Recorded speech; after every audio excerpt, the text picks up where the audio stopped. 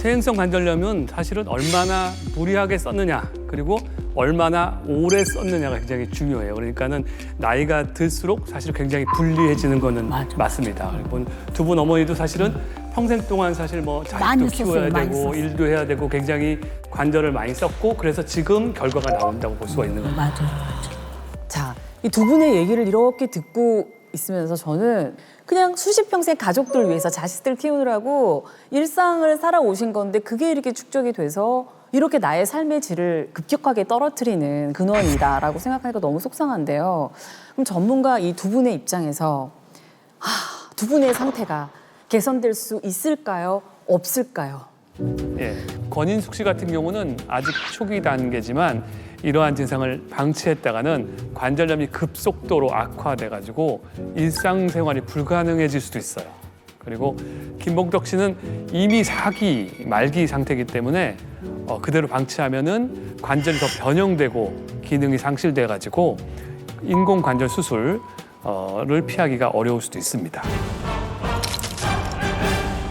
사실 이제 병원을 찾아오시는 환자분들 중에 우리 어머님들 같은 경우가 굉장히 많습니다. 그러니까 이제 어디가 아파도 병원 잘 못 가고 말 못하고 그냥 참으셨는데 사실 이러한 통증은 우리 몸이 생존을 위해 보내는 신호라고 생각을 하시면 됩니다. 그러니까 아무리 작은 통증이라도 그걸 방치하게 되면 결국에 이제 큰 병으로 발전할 수 있는데요. 자주 혹은 지속적으로 같은 부위가 아프고 더 이제 통증이 심해지고 더 간격이 짧아지면 반드시 어떤 질환이 생긴 것은 아닌지 점검받고 빠르게 이제 진료를 받으시기를 추천드립니다. 맞습니다. 지금 다 맞는 말이거든요. 네. 근데 가장 중요한 것은 네? 바로 연골입니다. 연골 다들 들어보셨죠? 이게 모든 우리 몸에 있는 관절은 다 연골로 덮여 있어요. 그래서 이 연골이 어떤 역할을 하냐면 우리가 관절이 이렇게 움직일 때 매끄럽게 관절이 움직일 수 있게 또 하지만 관절에 미치는 충격을 흡수하는 역할을 해요. 그래서 우리가 이 연골이 닳아버리면 관절이 뼈끼리 부딪히게 되거든요. 그래서 극심한 통증이 발생하게 됩니다.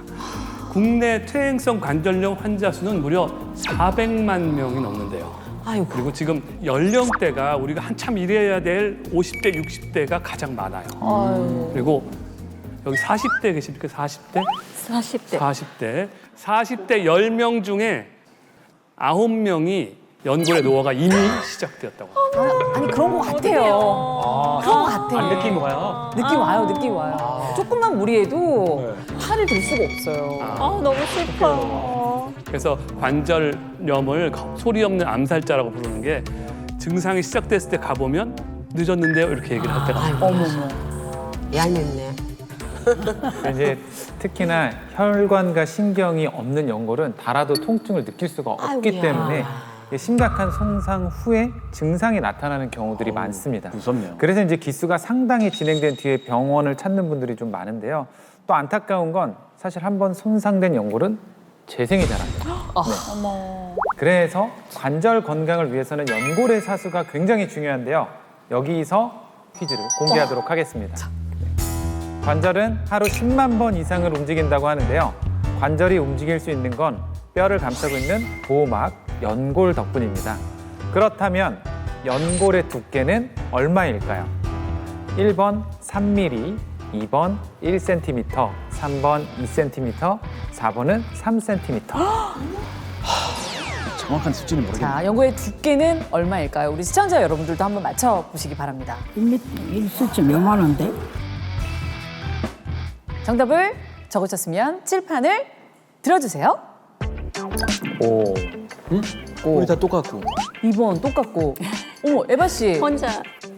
저는 엄청 얇다라는 생각이 들어서 그냥 제일 적은 걸로 선택했어요. 아하. 선생님 정답 공개해 네, 주시죠. 정답은 1번 3mm입니다. 진짜 얇군요. 저는 너무 이것도 얇은. 깨잎의 한정이잖아요. 어렸을 때 3mm고요. 네. 나이가 들면 1mm도 안 남아요. 어떡해. 딱 붙어버렸어. 아, 그 어떻게 버텨요, 그게? 어머, 너무 미안하다, 연골아. 아니, 오늘 너무 미안하네. 제가 이제 모형을 가지고 왔는데요. 무릎 뼈라고 생각을 하고 치즈를 갖고 왔는데 이게 연골이 이렇게 덮여 있는 거예요. 이게 3mm 정도 되거든요. 이렇게. 그러면 우리가 걷거나 충격을 받아도 이 연골이 충격을 흡수해가지고 괜찮아요. 근데 이게 없다고 생각을 해보세요. 그러면 우리만 이러자.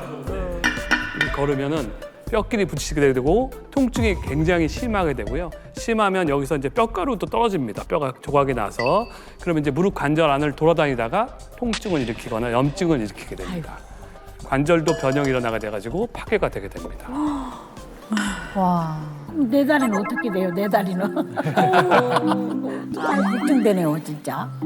맞습니다. 그래서 이제 아까 유재석 선생님 말씀해 주신 것처럼 퇴행성 관절염은 저희가 안 아플 때부터 예방을 해야 되고요. 또 초기에는 관리를 정말 잘하고 말기라고 해서 포기하지 마시고 제대로 치료받는 것이 중요합니다.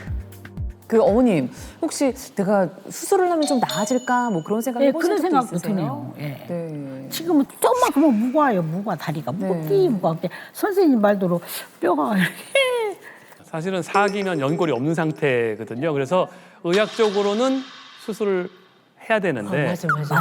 그리고 이 인공관절 하시면 다 해결될 거라고 생각하시는데 그렇진 않습니다. 이게 우리가 틀니같이 되게 불편해요. 불편해서 내가 이 수술만 하면 예전처럼 막 헐헐 뛰어다니고 이렇게 지금, 생각하시는 예, 분들이 그러면 있으면은 실망하는 경우가 좀 있고요. 또 이 인공관절 수술이라는 것이 아무래도 기계다 보니까 수명이 좀 있습니다. 그래서 한 15년에서 20년이 지나면 재수술을 할 가능성이 좀 있거든요. 근데 이 재수술을 할 때는 예후가 그렇게 좋지가 않아요. 한 번 할 때 신중하게 결정을 하셔야 됩니다. 네. 예. 그러니까 우리가 제대로 된 의학 상식과 아주 신중한 선택으로 수술도 결정을 하셔야 할 것 같습니다. 자, 네, 맞습니다.